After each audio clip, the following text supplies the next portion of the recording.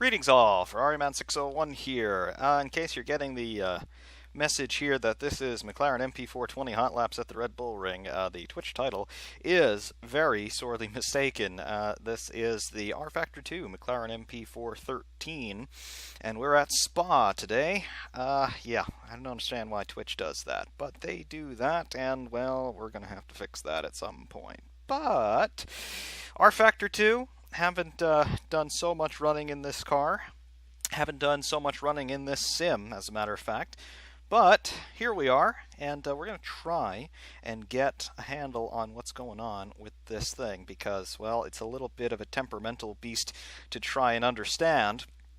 So we're going to attempt that in due course. Really just want to work on setup and get a handle on the tire model and things of that nature. There we go. We're going to change the title of this really quick. Let's drive the MP4 13. Yes. All that good stuff. And the category is not Assetto Corsa, it is rFactor 2. Indeedly, yes it is. Okay. All that seems copacetic. Awesome.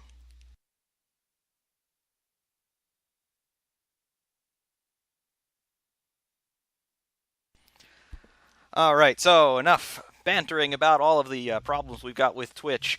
What have we got going on setup-wise with this? Complete default setup at the moment. I'm just going to raise the rev limiter up to its maximum, 17.3 on this 3-liter V10. Yes. Goodness with V10s. V10 forever. Yeah. Regardless, here's what we've got. We've got Spa, we have got a reasonably cool morning here, and we've got the track to ourselves. What have we got going on as a baseline on this thing? Well, let's take a gander.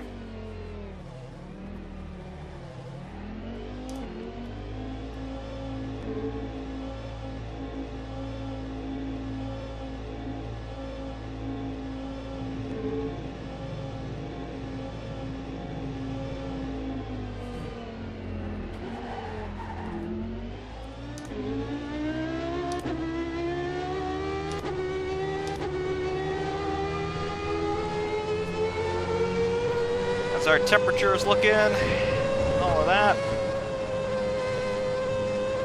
Absolutely fine. Have to get some heat into the brakes. Tires were in the warmers. Just try not to let them fall off of the cliff on our out lap. They shouldn't.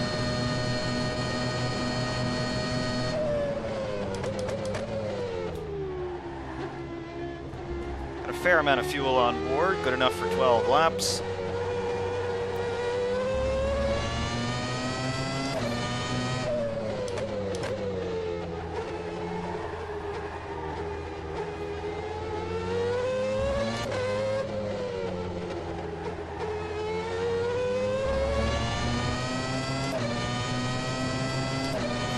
MP4 13, it is obviously the Formula One car that McLaren fielded in 1998. It won them the Constructors' Championship, won Mika Häkkinen his first Drivers' Championship. Hard to remember this sometimes, but Mika Häkkinen actually didn't even win a Grand Prix until the very last race of 1997. The following year, he won the World Championship.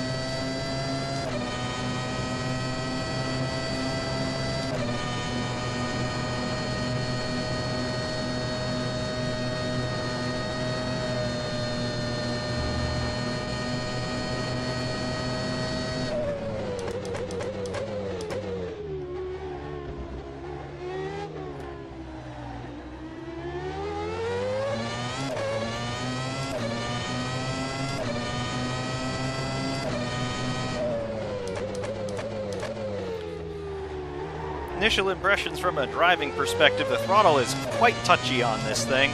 No traction control on these cars. This was before traction control officially came back. course, by this point, teams were experimenting with all sorts of electronic nannies in the ignition system to try and emulate traction control, but, well, not in the rule book, was it, in 1998. Bit of a lockup coming into there. Tires still aren't quite happy.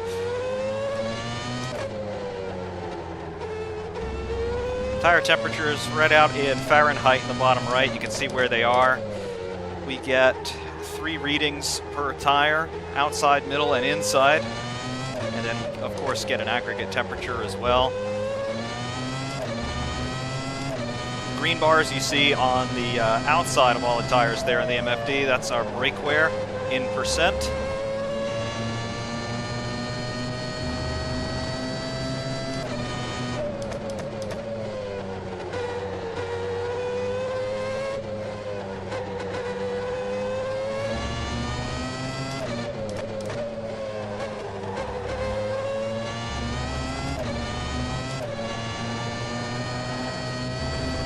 A bit of power oversteer there, coming through Stabilo and back onto the old part of the track.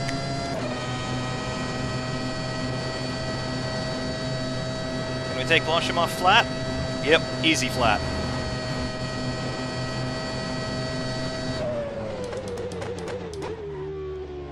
A bit of rear locking there and the big stop.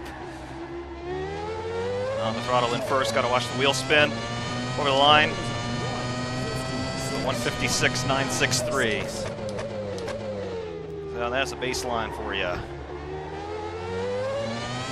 This car has a lot more in it, but we're not quite there yet.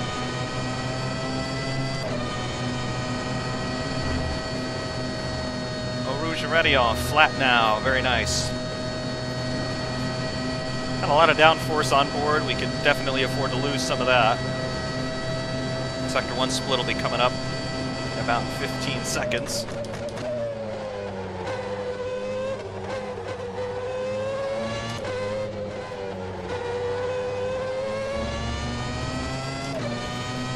There we go, up 1.2 in Sector 1.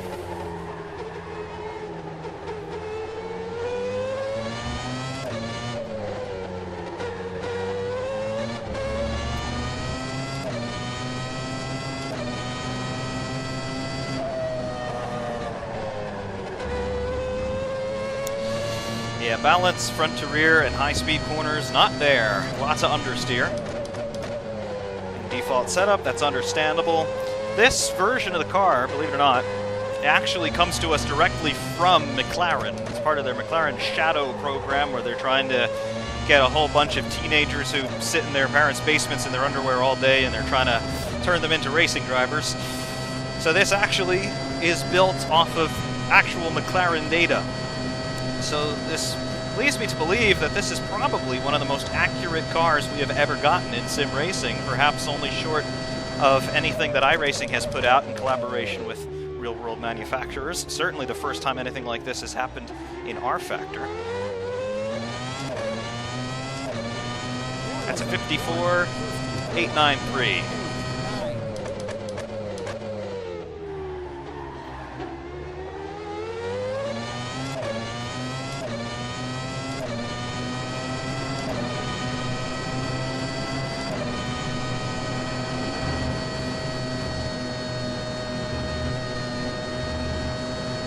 Down the straight, take a glance at the chat. 8802 Gator, yes, Screen Shake Simulator is indeed a go.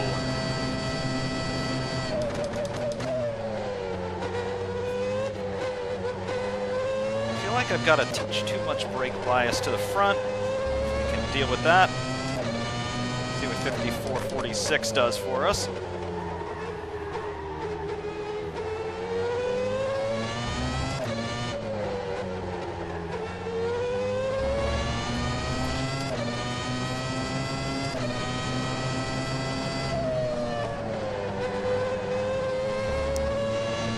Just trying to pick up the throttle there through Bouhon, or the double gauche, as the Belgians will call it, unless you happen to be a Dutch-speaking Belgium, in which case you call it something else in Dutch.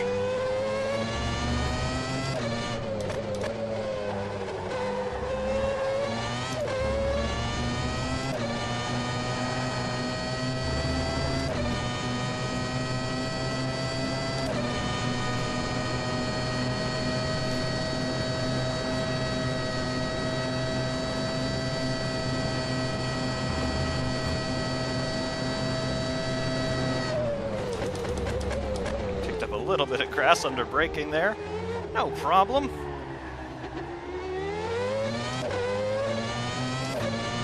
$54,809. Marginally up. I think we're approaching where the car just is right now on this setup.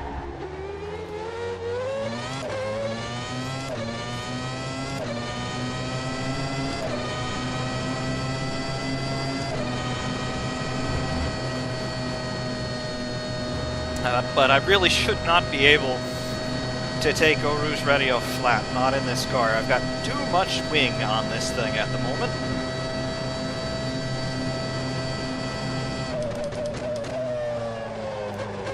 Light just filtering through the trees, making it hard to spot the braking point for LeCombe.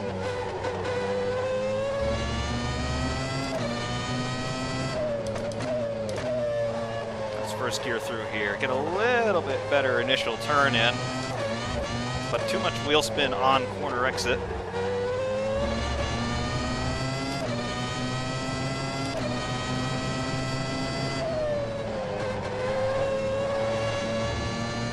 There we go. I think the tires are getting happier now.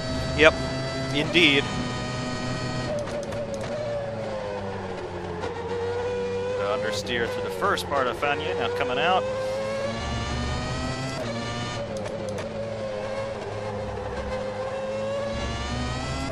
I'm also led to believe that this version of Spa has been ported over from Assetto Corsa because it feels exactly the same as the AC version.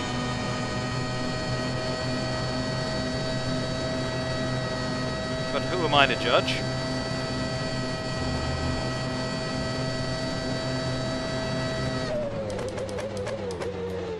Bit of rear locking there. I'd much rather have rear locking than front locking, believe it or not. The front's lock up, it's just frustrating. The rear's lock up, it's fun. Alright, we were up by half a second there. Alright.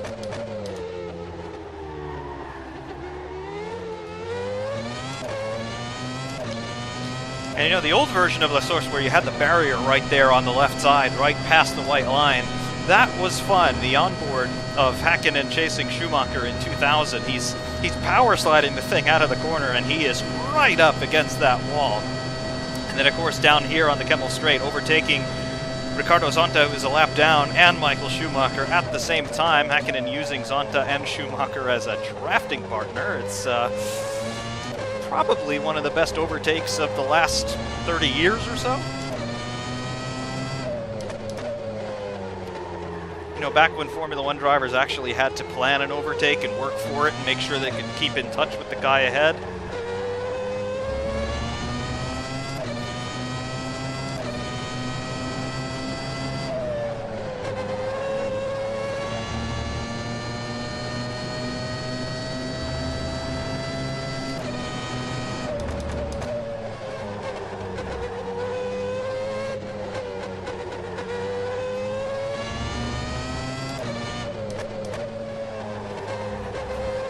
There we go. I'm starting to feel at home in this thing now.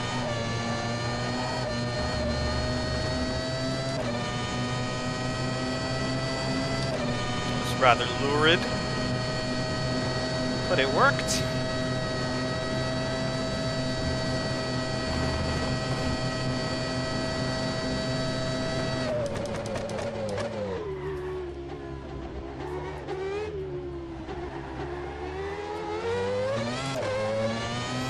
And a time, 1:54.031. Lap time is just tumbling now. Starting to get confident, which means be careful.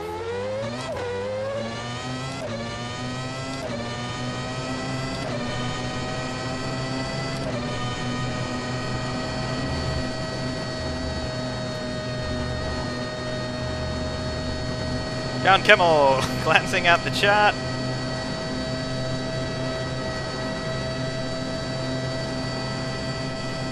RichCam427, yeah, Twitch messed up the description there.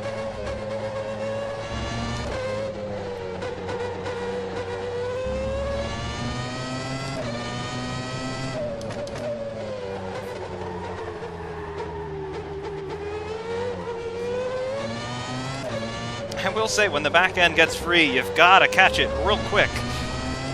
This thing does not like to go sideways. This is not, you know, Bigu, Driftu, or whatever the hell they'd call it in Japan.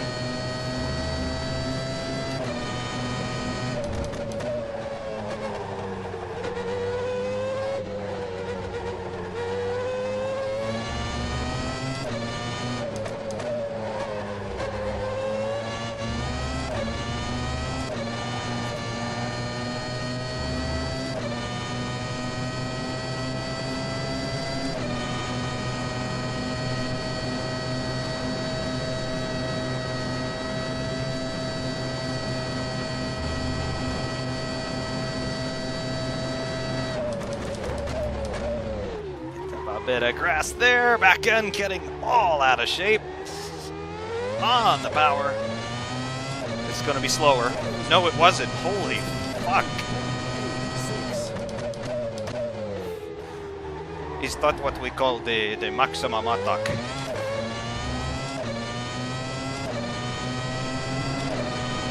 Yes, I think this is the maximum attack now. Coming down the straight. Where is the Michael?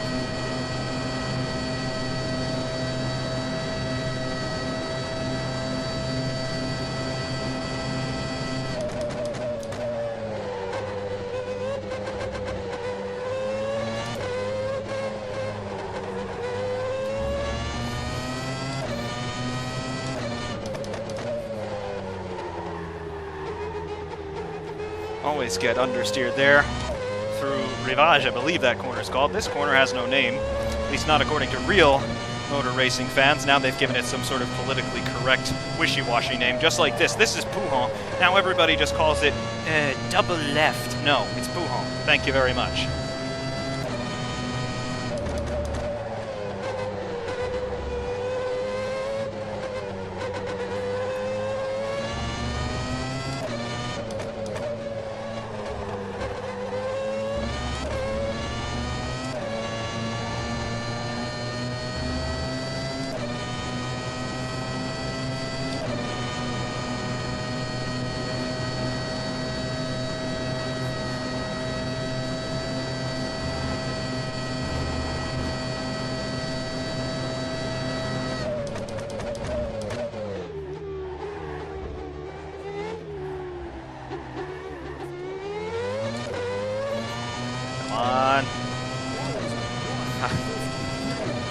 Continuing to set faster times, we nearly gave it all away in the bus stop.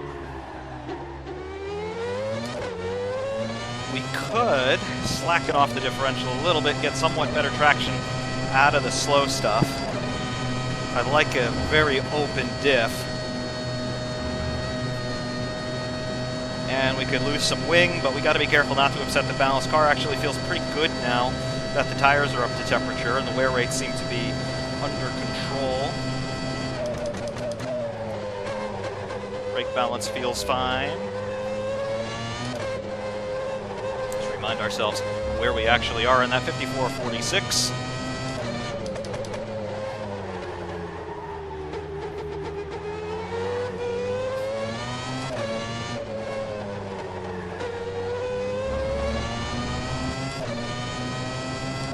And temperatures are good.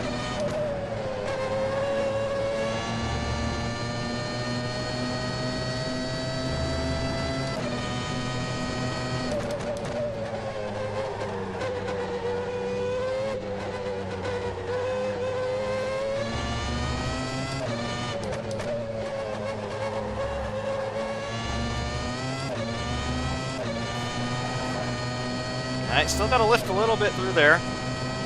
Not going to get away from that too easily.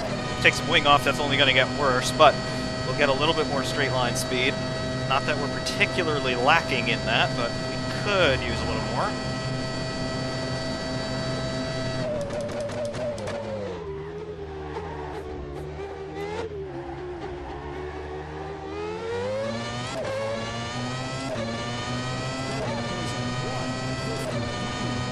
Okay. I feel reasonably happy with all that.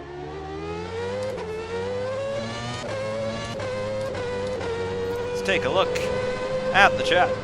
What have we here?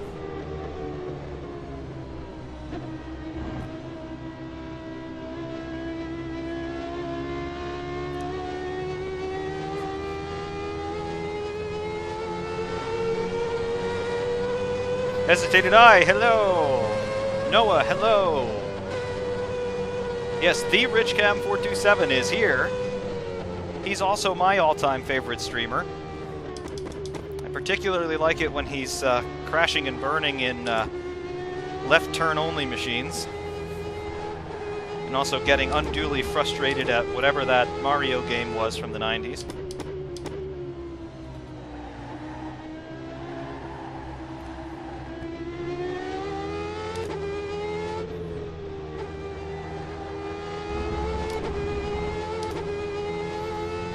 Yep, driving one-handed here, got the phone in the other hand. Just taking a look at what's going on with the chat there. Yes, we are missing another stalwart fan of the channel here.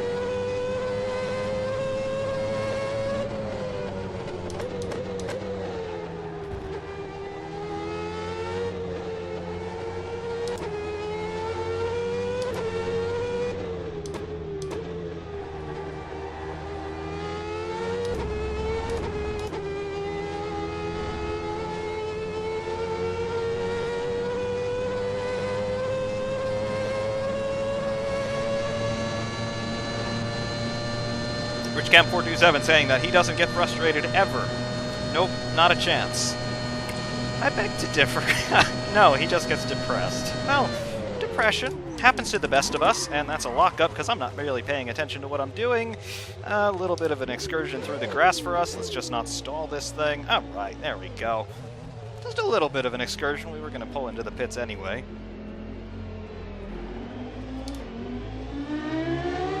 It's not speed.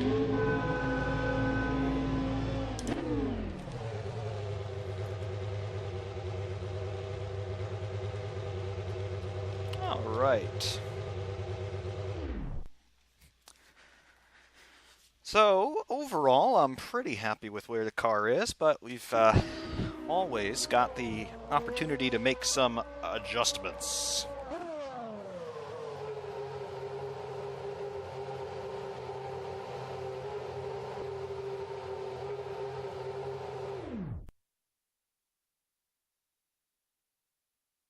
Alright, what can we do setup-wise with this thingy? Well, the gears feel fine.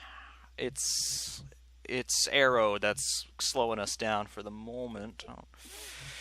You get pretty substantial adjustment factors in the wing here. Like on the rear wing, 40 degrees to 43 degrees. That takes you from 64% to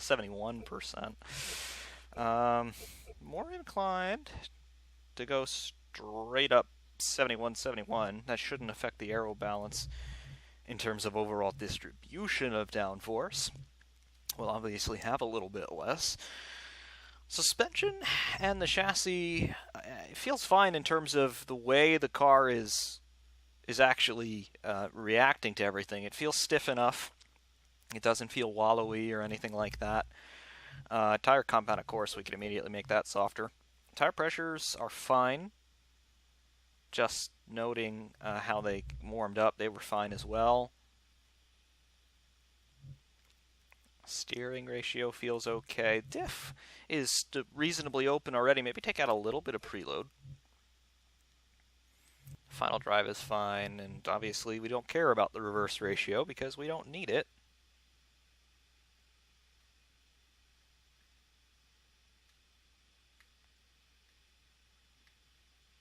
RichCam427, yes, this is rFactor. This is actually rFactor 2 for the hipsters in the crowd.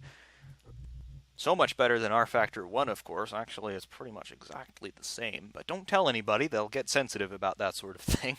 But, yeah, other than that, I don't really have any major gripes with what this car is doing. Electronic aids, obviously we have none. At least none that we could adjust. The car obviously has got a semi-auto box with an auto blip on the downshift, so that's a pretty substantial driver aid if you ask me, but, you know, God forbid anybody has a manual gearbox in a race car these days. Anyway, take out a little bit of gas.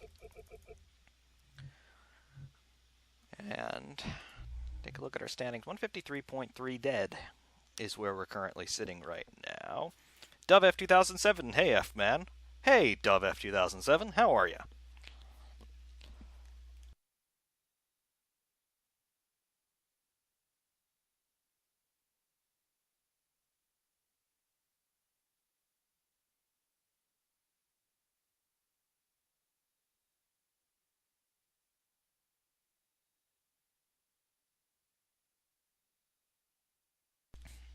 rFactor, please.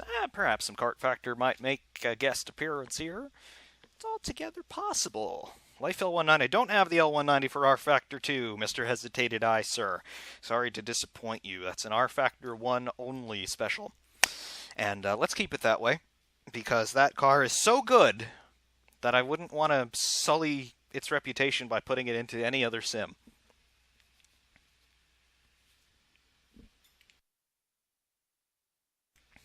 Hesitated Eye is booing profusely now. Oh, well. You can't please everybody. Let's see what we've got. We've just taken some wing off the car, and we've pretty much not touched anything else. Open up the diff ever so slightly.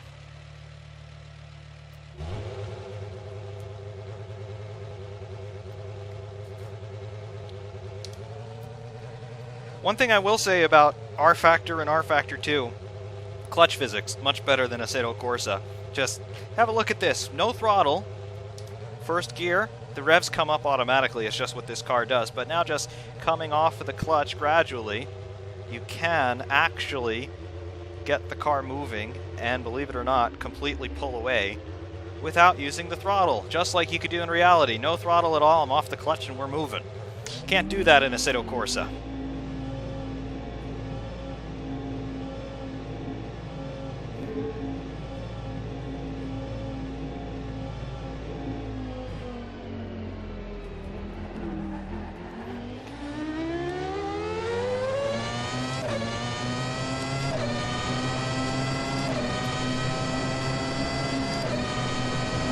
See, this probably isn't going to be flat now.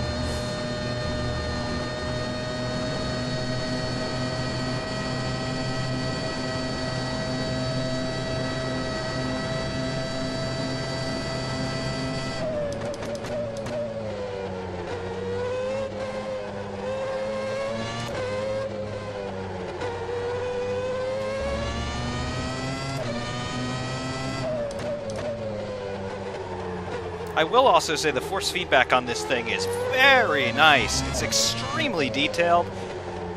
You can actually feel the tires flexing. That's how good it is. And of course, rFactor has a much better tire model, in my opinion, than Assetto Corsa. Some things about it are a bit weird. For example, the amount of flex in the tire seems a bit crazy. But in terms of what the tire does and how you feel what the tire does, it is top-notch. Assetto Corsa is good, but this is better. Of course, nobody can hold a candle to iRacing's tire model, which now is a full 10 years old and still has never really been updated. Because they got it so good the first time. Massive sarcasm.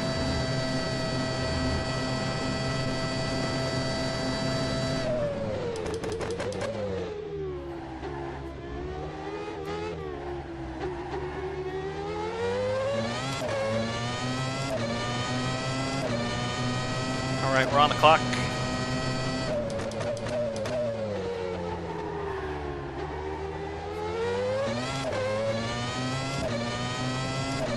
Also, in case you haven't been able to figure this out by now, the instrument panel in this car, bottom center is our gear display. Left-hand side is our tachometer. That's multiplied by 100, of course. And then our speed on the right-hand side, measuring in good old clicks. Because the Imperial measurement system is incredibly dumb.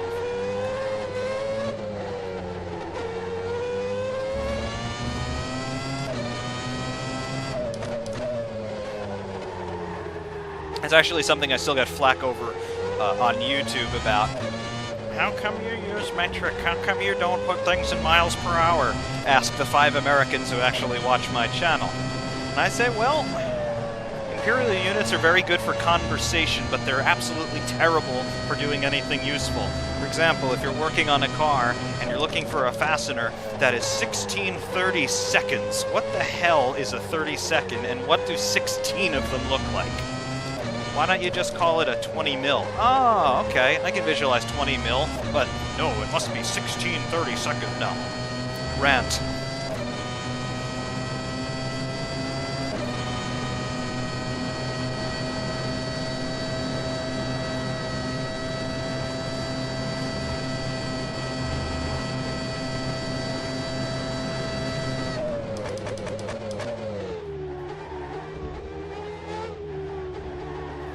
Is the brake bias where I left it last time?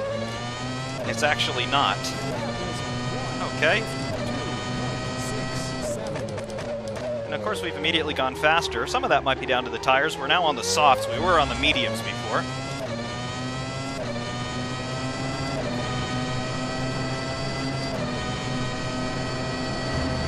Rouge Radion, we are still flat.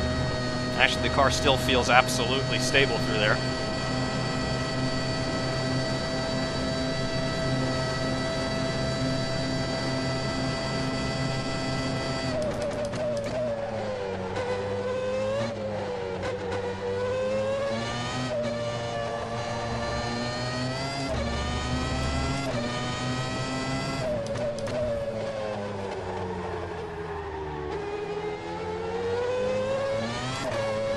Oh, yep, just upshift to take out the wheel spin. No problem. Gotta keep your foot in it. And of course, we've gone slower through Sector 1. Pay no mind to the stopwatch, please. It's mocking me.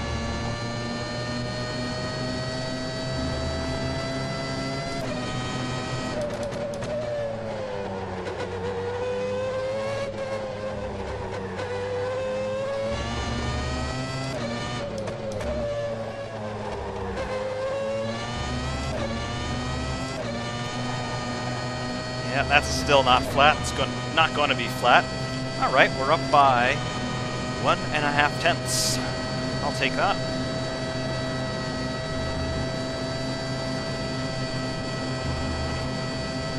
Yep, taking the wing off did help the top end a bit.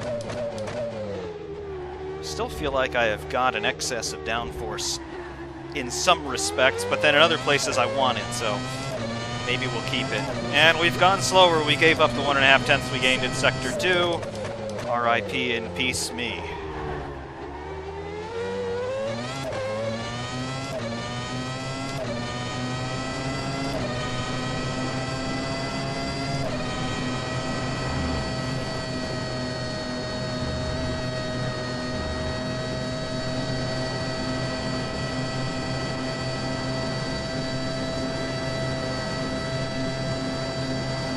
Can we hit 310? No, we can't.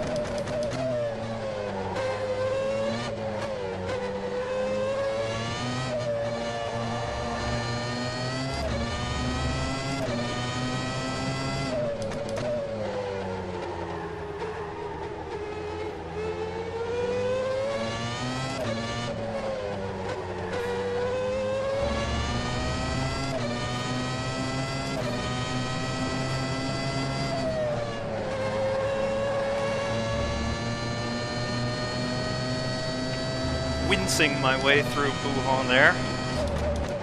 The car didn't have much more to give me. Right.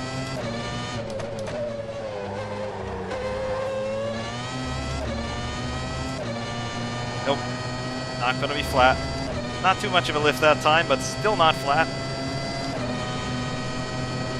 At least we're consistent. We're within 4/100ths of what we did last time.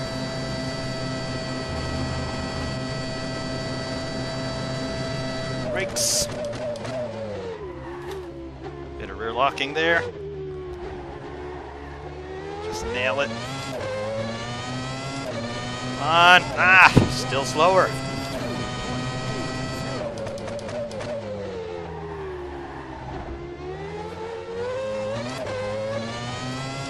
Tires feel like they're getting a bit hot.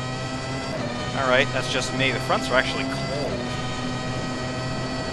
That's weird considering we're on the softer compound. I'd expect them to get hotter.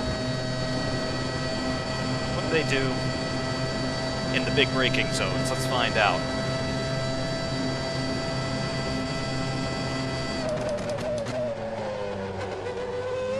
They actually don't get that hot at all. Comparatively speaking, of course. 200 degrees Fahrenheit is well warm enough to cause some superficial burns.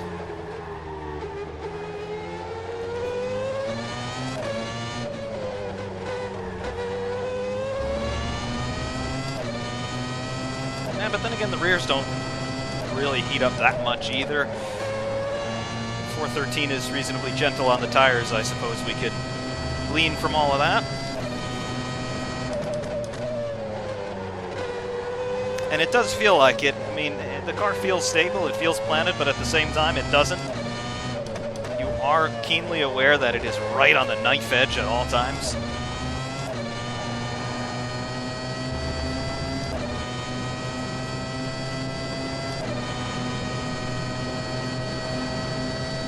Engine is healthy.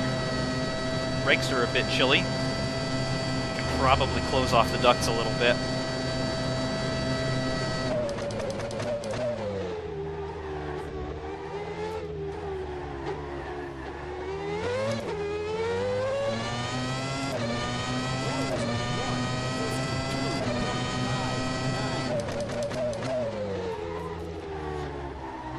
Whoa, that was very sideways.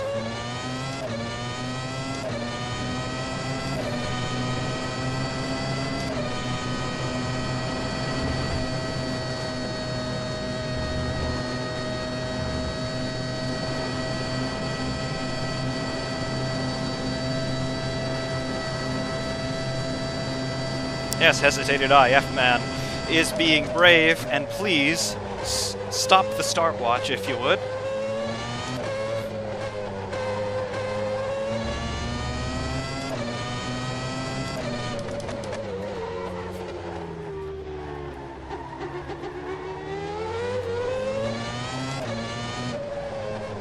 And of course getting very sideways again.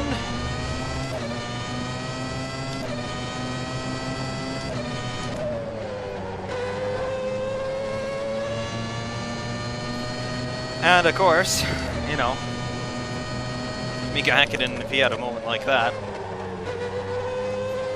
some reporter would probably ask him, well, you know, that was a pretty hair-raising moment there when you were sideways heading into Rivage, and Mika would probably just say, oh, it's just like, God damn it, you know, I mean, Jesus, and then just walk away.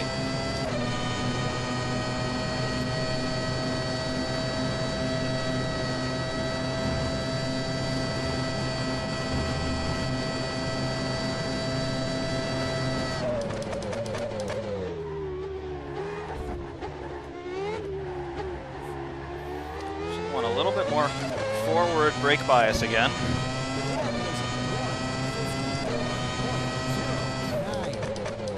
So I think rear locking is making me get a little sideways into the corners.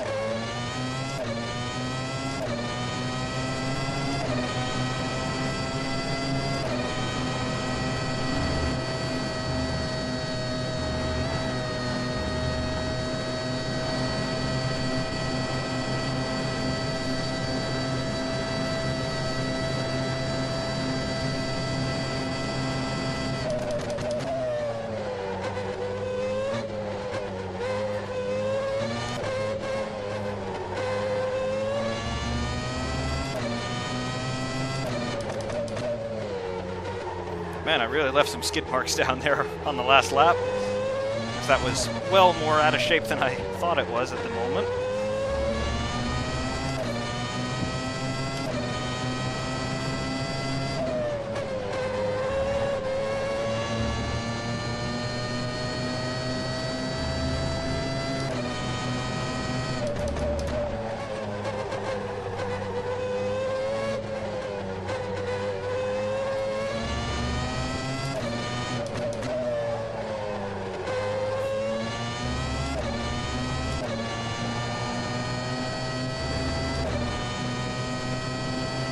We are still down, but not by all that much as we pick up a little bit of grass. You must use all the road.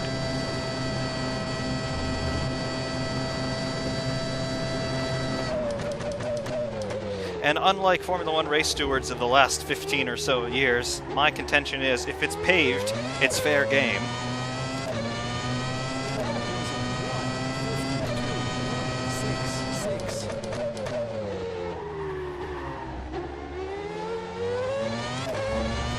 Definitely learning at this point that the car likes to pivot across the front end. That's right in line with my driving style. Very pleased about that.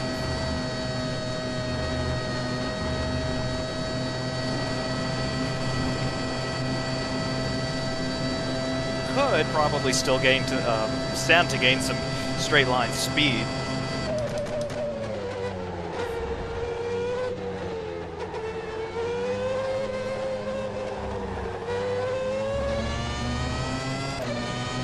Whoa, we picked up 2/10 there. We might be onto something. Perhaps bravery is what we were lacking. Ah, damn it. We gave it all away there. But we must press on. We might still have a slight advantage.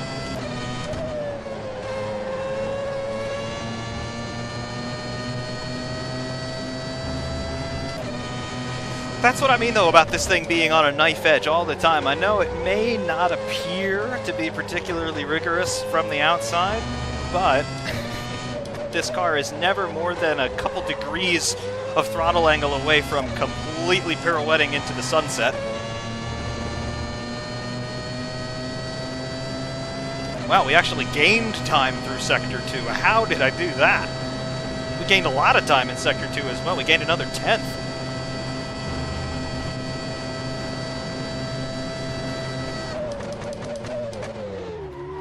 Rear locking. Just get it around the corner.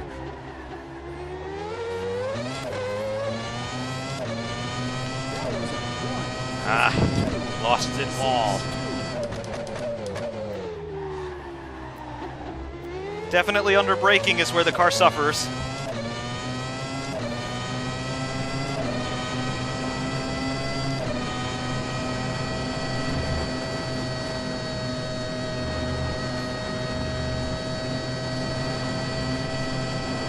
Our tire situation. Yep, some wear now starting to settle in. Worse on the front axle, that's expected. Because of course, you do your best to control wheel spin, but it's harder to take care of the fronts.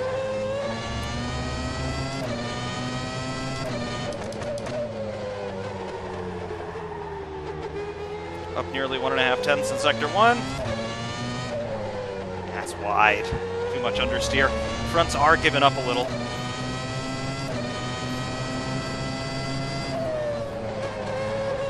And of course, Fluon does not help the front tires at all.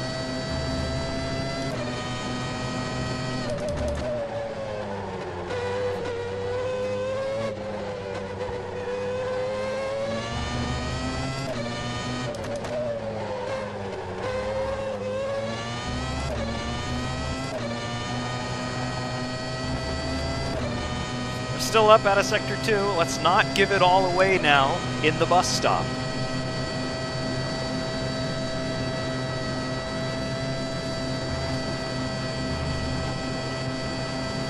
A little bit more front bias. Still rear locking. And wheel spin. We gave away all of our advantage, I'm pretty sure. 52.681. Well, at least we're consistent. That just might be what this car does.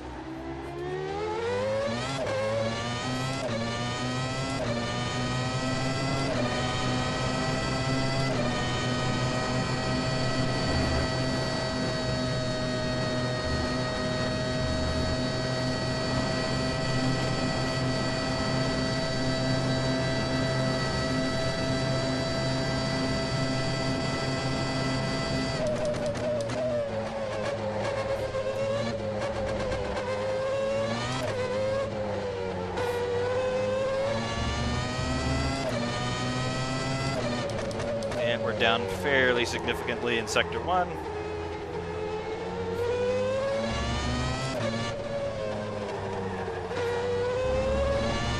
And fuel light.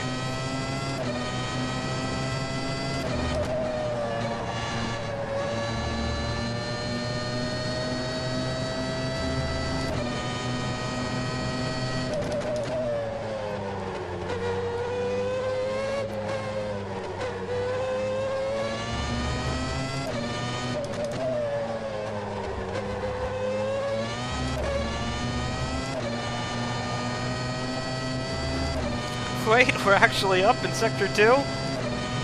I clawed back 2.5 tenths.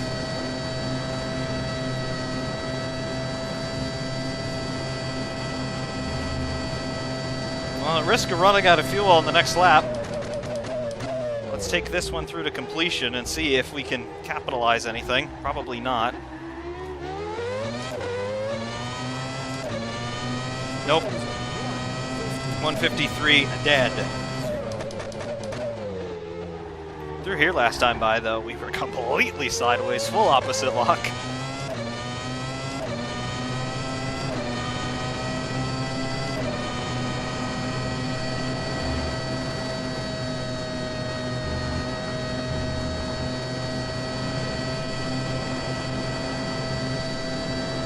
Let's try and save a little bit of fuel.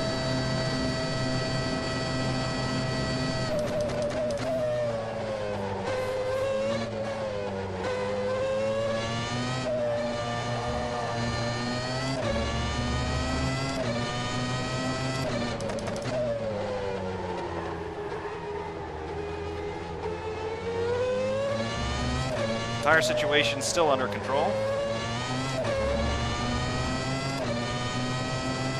Not bad. I do remember, though, rFactor 1 had a very nice HUD mod by CTDP. Remember those guys? They did the F1 2005 and 2006 mods. They also made a HUD which was very good for rFactor 1. It showed you everything that was going on with the car. Brake temperatures, brake wear, tire temperatures across the entire surface of the tire and the carcass. It was a lot more comprehensive than just these native HUDs that we have by default. I'm sure that there are add-ons and things that I could use, but I don't run rFactor all that much, so I'll ignore them.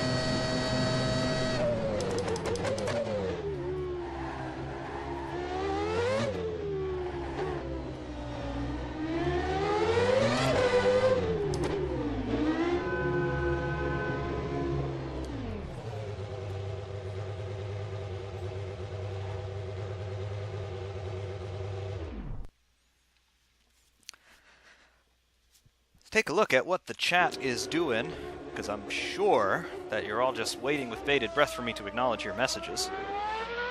KPH does not mean communism per hour.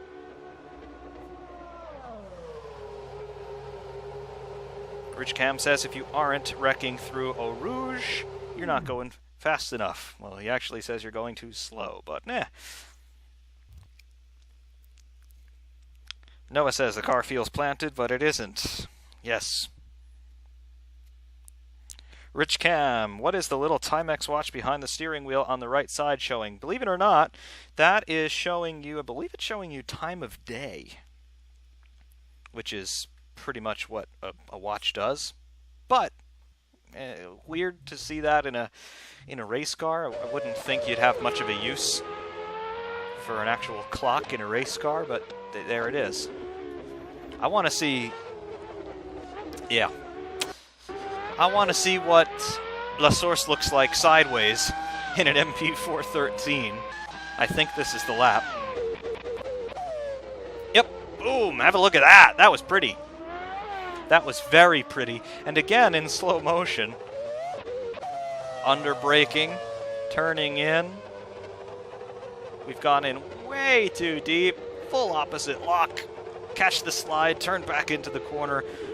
That is absolutely fantastic stuff.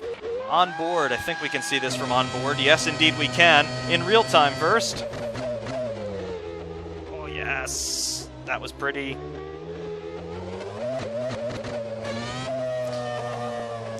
Slow motion, obviously. Turned into the corner. Car's just pirouetting across the front axle. A little too much. There it was. Yes. That's cool stuff. And interestingly, can we actually watch the tire flex? Maybe you'll see it a little bit better from this angle. I want to know what it did. Let's watch the bottom side of the left front. See, that's cool. That's really cool because you can see that the loading across the tire doesn't move as I'm correcting this slide. Watch it again in slow motion. It's in shadow, but you can see the amount of deflection on the bottom side of the tire where it's in contact with the road doesn't change as the car is sliding. You see how it's just bubbled out there toward the car? And as we advance this, it remains bubbled out toward the car, even now as we're at pretty much full opposite lock. So those are the dynamic loads going through the tire, and it shows you that even though I am turning the steering in completely the opposite direction of the corner, the car is still loaded up as you would expect it to be loaded up approaching a corner like this, a hard right. That's cool. That's really friggin' cool. Lets you know that the rFactor physics actually work.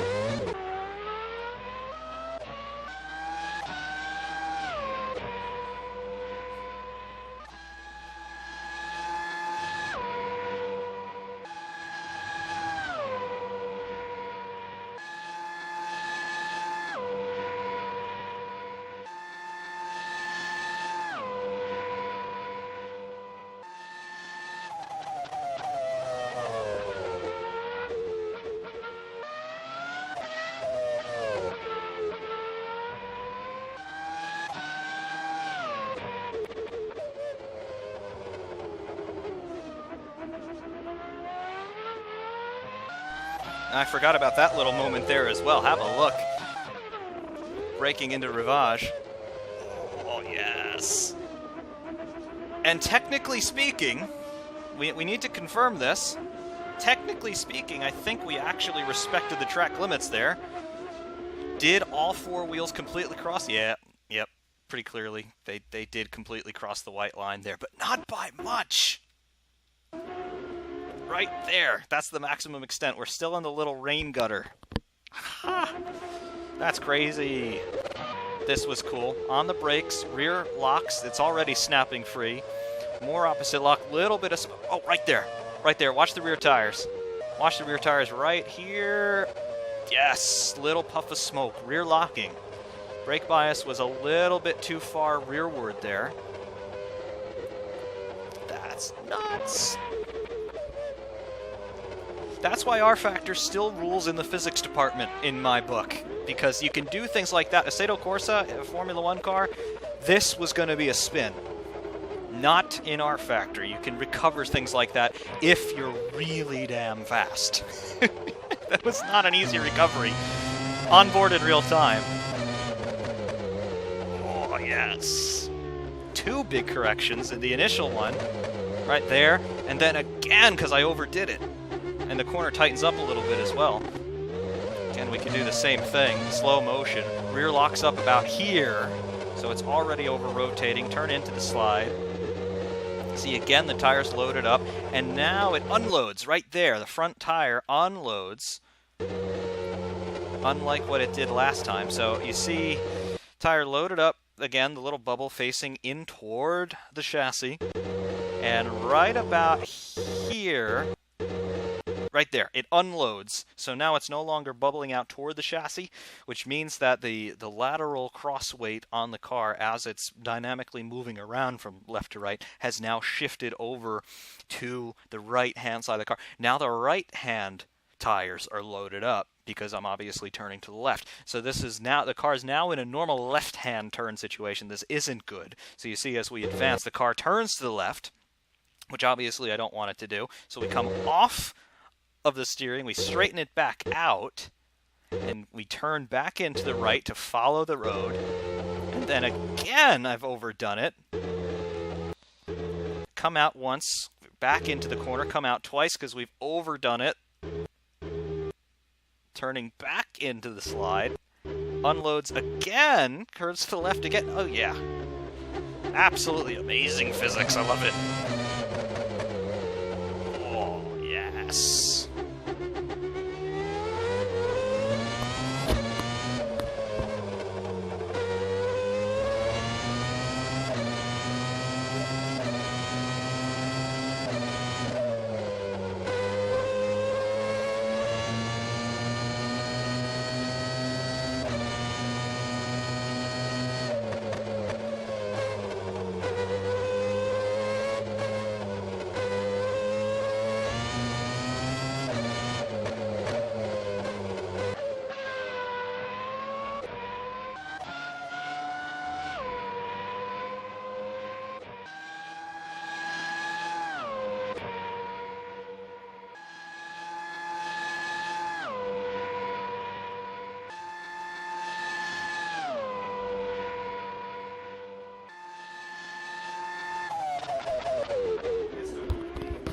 Don't mind me at all while I'm nerding out about the physics here.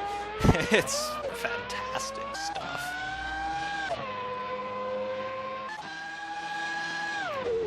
Is there anything more that I wish for this car? We've done 21 laps. We've done basically half a Grand Prix already. That's cool. 152.590. Unfortunately, we can't really compare this to what the qualifying times would have been back in '98 because the circuit's changed a little bit, namely Sector 3. But I think that's reasonably respectable. I'm tempted. What was the pole time for the 1998 Belgian Grand Prix? I don't think we're anywhere near it. Partially because of the circuit, partially because I'm an utter novice. But what was it, actually? Let's find out.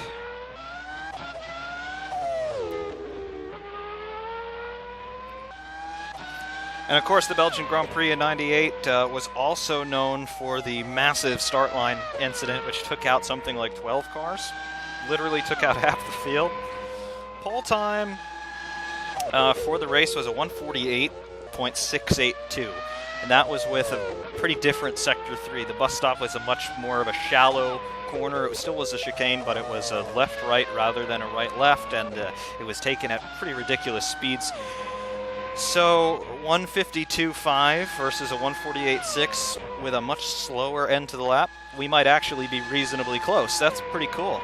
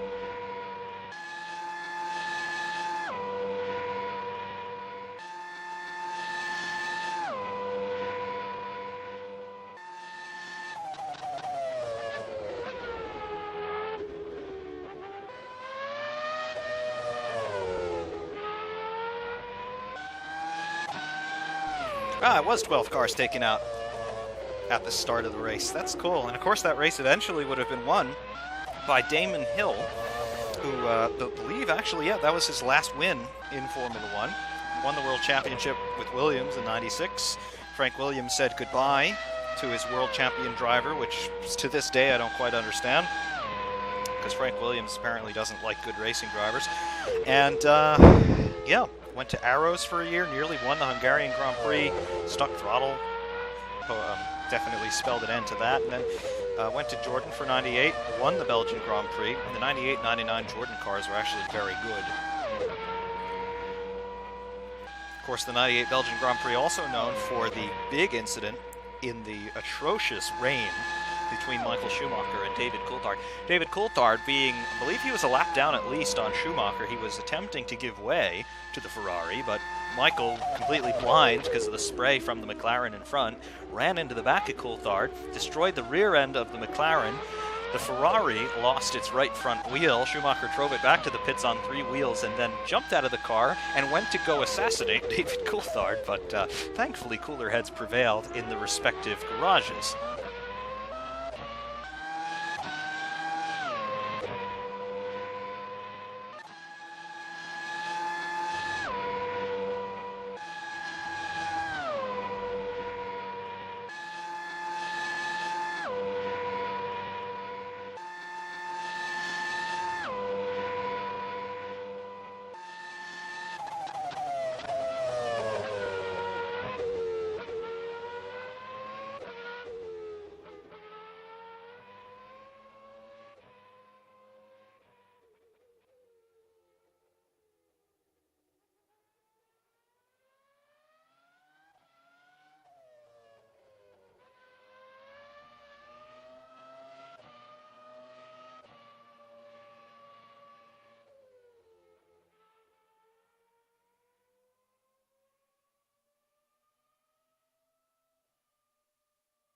See, is there anything else that we could do with this car? Again, I feel reasonably happy with where we are. I don't see too much room for improvement. Again, comparing this lap time to the pole time for the 98 race, we're basically there, provided that we had the same sort of configuration, which obviously we don't.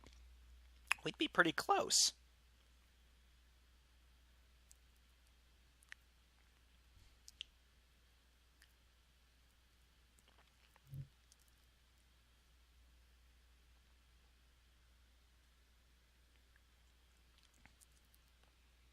Damon Hill might be at the 103rd Indy 500. Why? Surely he wouldn't be driving in the 500. I don't think Damon Hill has raced a car since '99.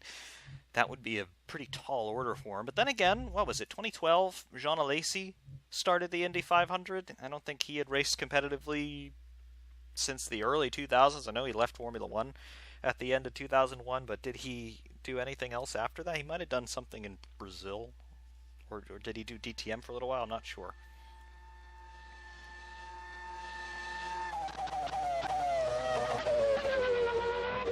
Damon Hill going to be there to support Fernando Alonso. Okay. Could understand that. Yes, Lotus at the Indy 500. That was 2012. That was when Jean Alesi and Rubens Barrichello came over and they both ran in the race. Barrichello actually finished. Jean Alesi didn't. He was... The Lotus fielded cars were so off the pace. I think Alesi was eventually black flagged for going too slow. It wasn't his fault. The engine was just horrible. I believe they were running a Cosworth unit, and it was just comically slow. Something like that.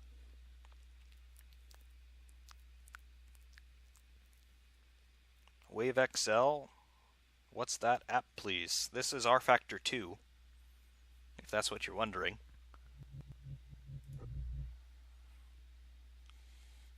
Would making the front softer do much? Maybe, maybe not. Might get a little bit more heat into the front axle.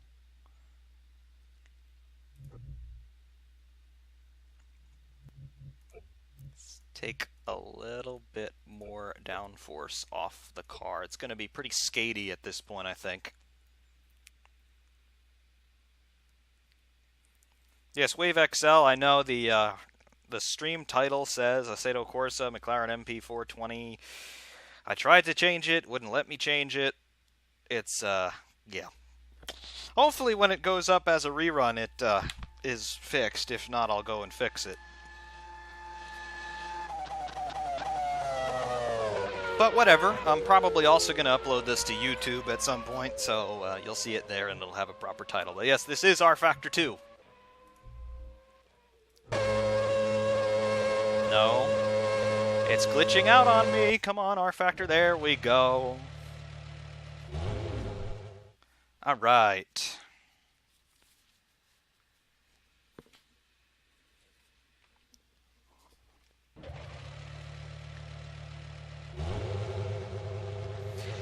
RichCam427 said lower the front tires a little bit. I'll try the anti-roll bar first.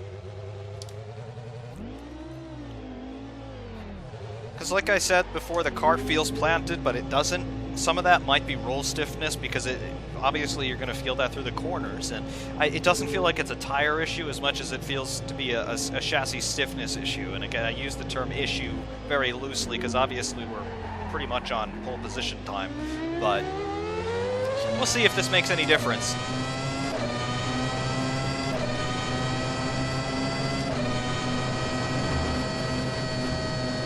Rouge Radiant still flat on cold tires with reduced wing. This car is an absolute mess in terms of what it's capable of doing. There's our 310 clicks down the straight. Definitely a little bit more wishy-washy so far. Of course, cold tires. Can't make too many conclusions yet.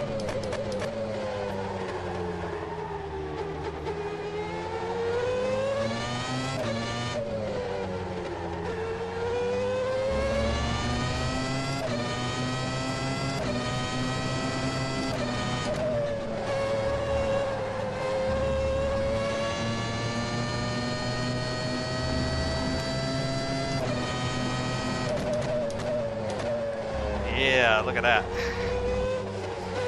Might have gone a little bit too far on the wings.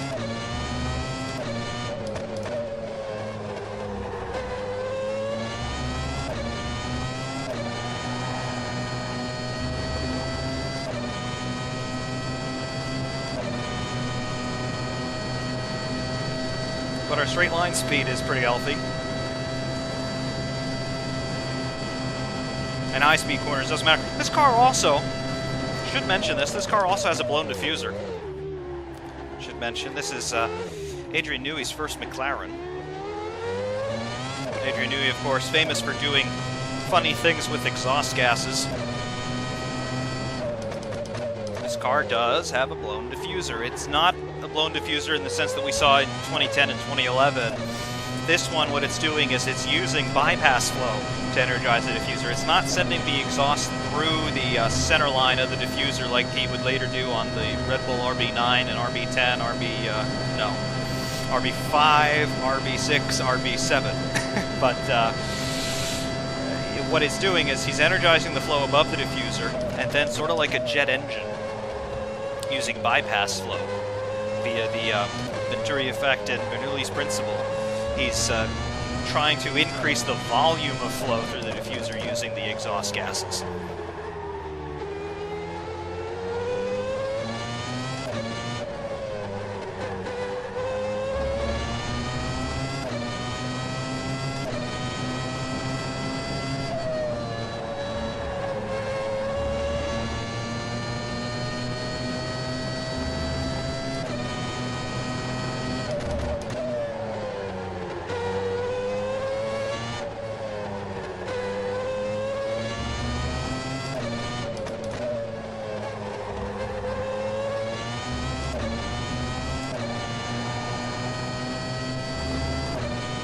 Oh yeah, I think we found some time.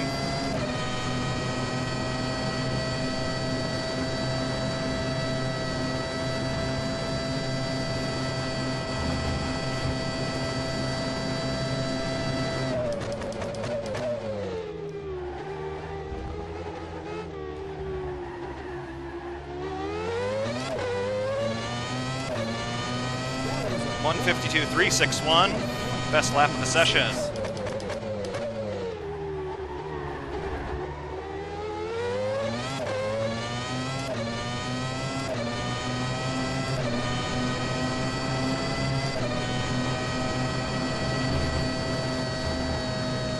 And Rouge Radion is still flat. This thing has a lot of high-speed downforce.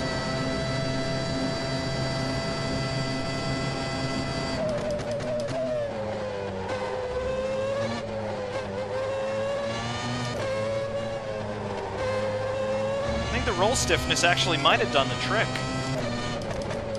Again, it was not a very big adjustment, but you seldom need big adjustments on a Formula One car to make a very big difference. Bit understeered there. Thankfully, we've got quite a bit of runoff.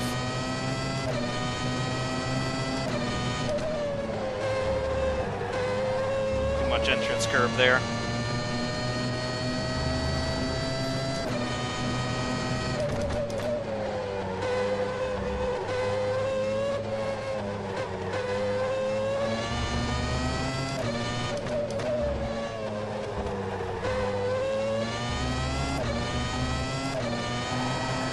Flat! Took it flat. Rear end complained a lot, but we took it flat.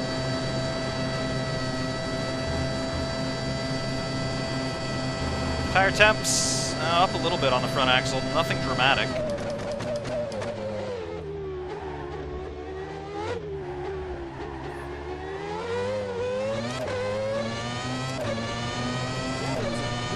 .152.236, best lap of the session. Huh. Sideways.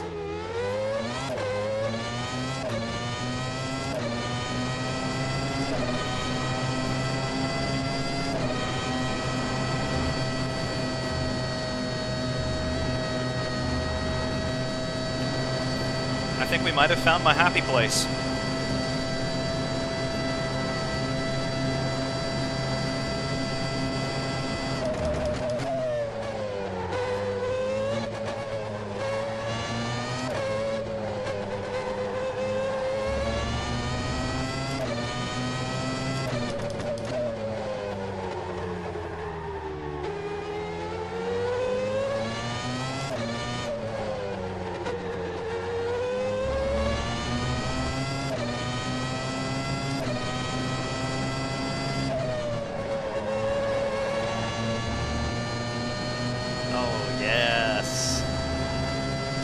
it has got some performance.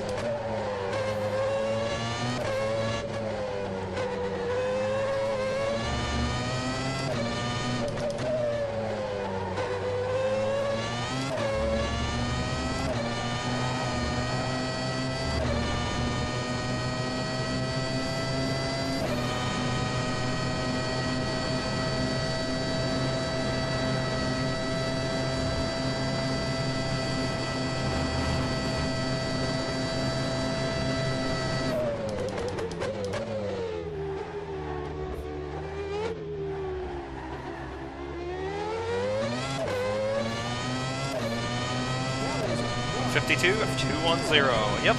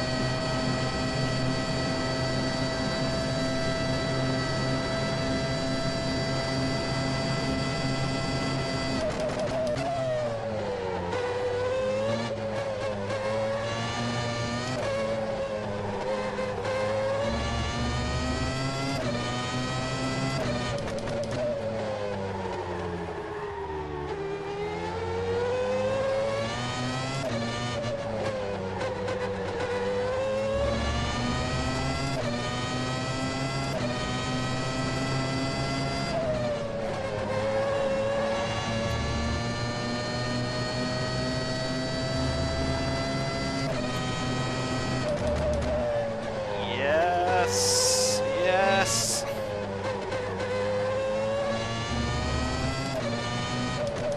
You see, these cars are so much more fun than the modern ones, because you've got to drive them. They're not just on rails. They don't have so much downforce to where you can do whatever you want with the steering through any corner and just keep your foot in it, and they'll just follow the road.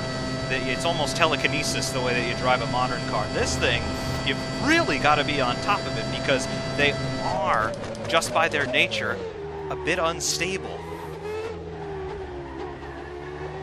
Like, they don't want to go in a straight line. They don't want to go around corners. 151.493. They just want to follow their natural momentum. They want to follow inertia all the time. You got to wrestle them to the apex. They don't like sudden changes of direction, but that's exactly what you've got to do in a Formula One car. They make you work for it. And of course, the groove tires, we talked about mechanical grip.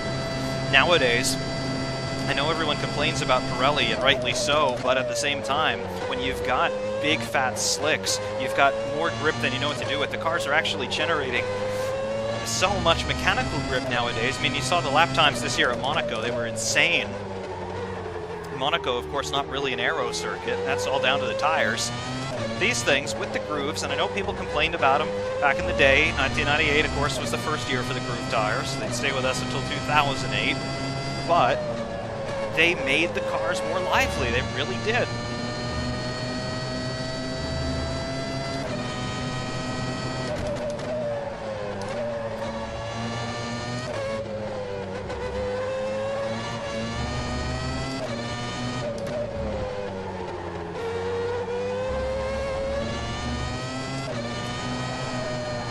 Tried to take it flat, couldn't take it flat, paid for it.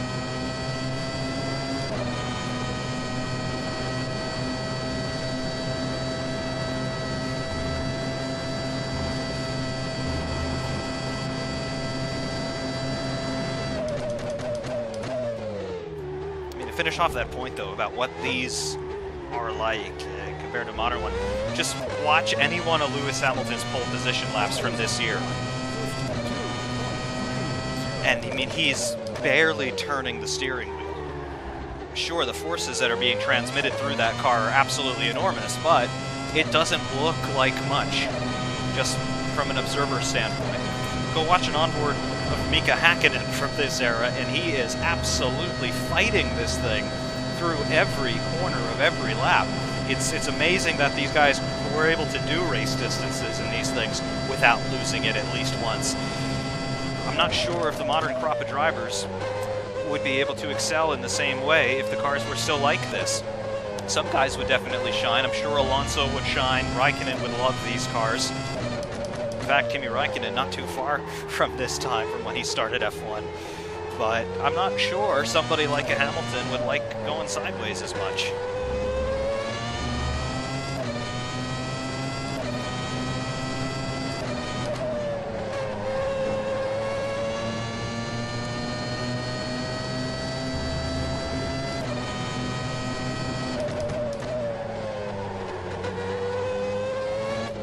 You know who would really like these cars is Max Verstappen. I mean, he's just watched Brazil 2016 and that big save that he made. He would love these, absolutely. Fernando would be in his glory because he makes that McLaren dance around like it's nobody's business. Even though the McLaren sucks, but he manages to do miraculous things with it. Charles Leclerc makes that Sauber go places where it has no business going. It would be interesting to watch them get on with something like this.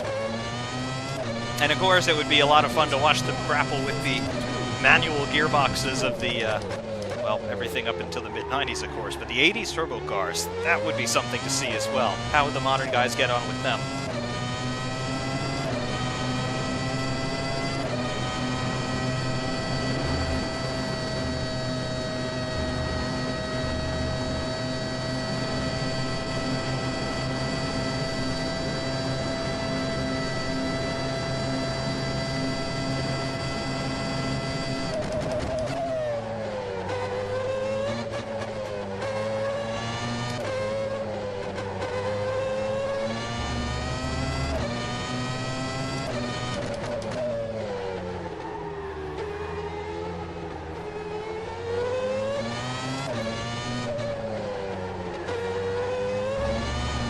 Aha!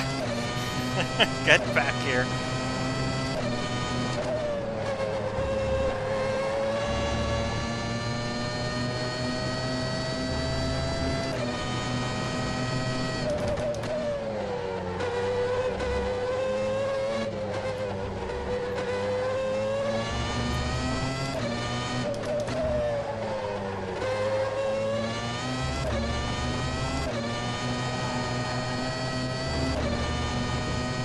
Lost 2/10.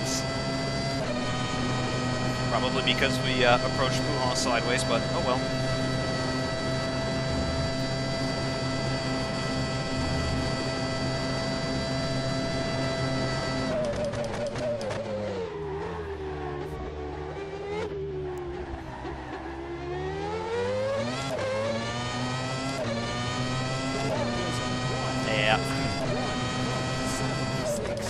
Well, we're consistently running faster than we were last time out, so that's good.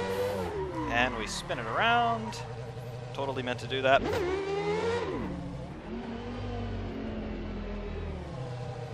Gotta stop here so we don't get black flagged.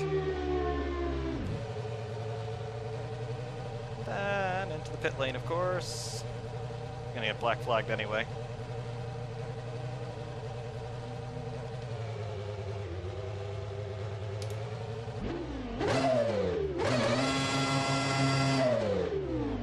Yep, disqualified. Wrong way. Oh well.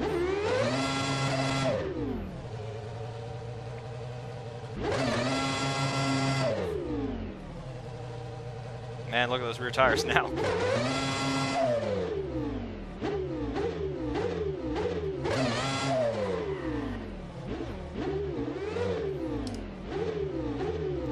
What would a start look like? Of course, now the rears are well overheated, but oh well. No launch control in this car, obviously. So it's all manual.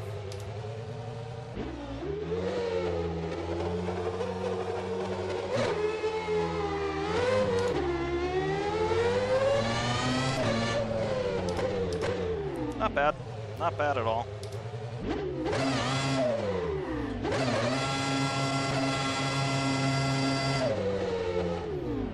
And it's really good at doing burnouts, too. Fantastic.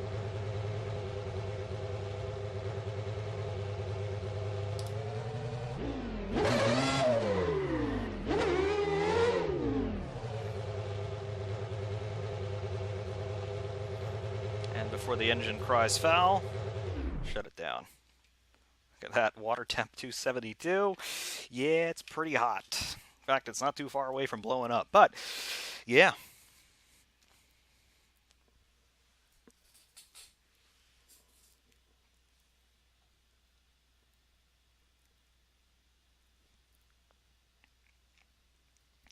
Very, very cool. I like this thing. I really do like this thing quite a lot. MP4 13 from 1998 as it's steaming away here. Obviously we're going too slow with the engine running for a bit too long there. But, yep, these V10s, they also were really quick to overheat. It wasn't even all that uncommon to see in a pit stop when these guys would, if they'd have a problem getting a wheel off or they had an issue with the fuel hose and they were stationary for a bit too long, it wasn't all that uncommon to see these guys exit the pits and then immediately explode. They were very sensitive to temperature. There's no active cooling on these cars, of course, so you need to be driven through clean air to get the airflow through the side pods and cool these things down. So if they were stationary for any considerable length of time, shut it down because it's going to blow up, and quite often they did blow up, but not so much a thing in F1 anymore. In fact, I can't quite remember the last time I saw an engine truly expire in a spectacular fashion. I want to say Austria this year, one of the Renaults blew up, but other than that, engines don't really explode anymore. It just took away yet another element of the unpredictability and the thrill of watching a Grand Prix. But yeah, that's perhaps a rant for another day. I like these cars quite a bit. I wish we had things like this again. They really do take a different skill set to drive, and yeah, quite happy with all of that. And lap time there, we don't get to see the ultimate lap time because I officially have a DQ, but it was a 152 something, so I'm pretty pleased with that. We're going to save this setup because it works very nicely. MP4 13 Spa. Yes. Very cool. Rich Cam 427 asking, wasn't Eau Rouge a bit tighter back in 98 as well? I don't think so. I think it's an illusion of being tighter only because they had gravel on either side. They didn't have the big section of pavement off to the left like they do now.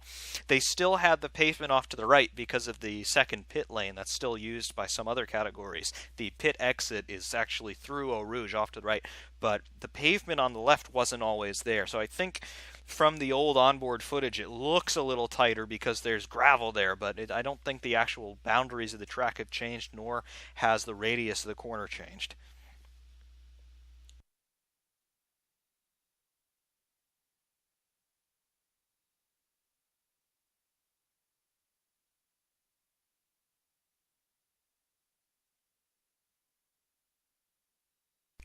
But with all of that, without any further ado, I bid all of ye farewell. Thank you for joining me today. A little bit of an ad hoc stream here on the Twitch. And yeah, we learned a bit about the MP413 and we found a reasonable performance envelope. Very, very cool. Until next time, I thank you all very, very much for watching. For RMan601, saying thanks, and of course, we will see you soon.